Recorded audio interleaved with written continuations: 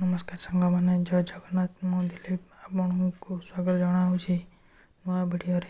आज मु आपन को कहबी स्वास्थ्य मंत्र। आम अस्थि बा हाड़ को किपरि सुदृढ़ रखा कौन आम नितिदिन खाइबा खाऊा खाद्य विटामिन डी सी ओ के अच्छी कि जदि नहीं ताले वीडियोटी को जमार स्किप न करी शेष पर्यंत वीडियोटी को देखंतु। आमर अस्थि को सुदृढ़ रखापी विटामिन बहु परिमाण आवश्यकता रही। विटामिन डी सी ओ के परी खाद्य सार गुरुत्वपूर्ण भूमिका रही। कैल्शियम शोषिबार विटामिन डी सहायता होता है। सेहीपरि ओस्टिओक्लेसिन नामक अस्थि प्रोटीन को विटामिन के सक्रिय करें जहाँ कैल्शियम को बांधि रखे।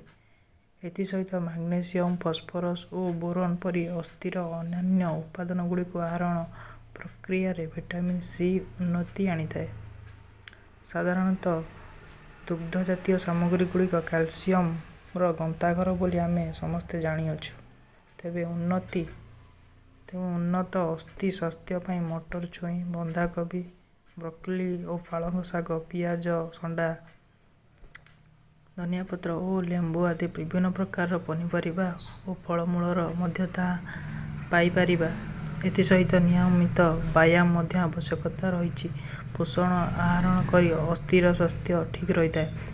अपरपक्षे अत्याधुनिक लुण खाइबा कि कैफीन सेवन करने अथवा मद्यपान कर अस्थि क्षतिकारक होता है।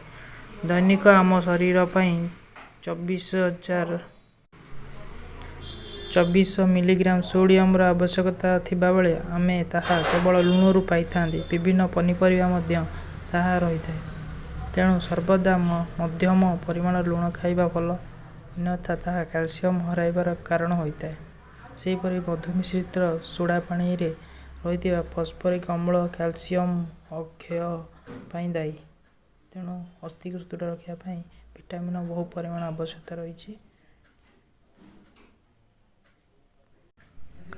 जदि यही वीडियोटी आपण मन को पसंद आसी था प्लीज लाइक कमेंट्स करंतु। जदि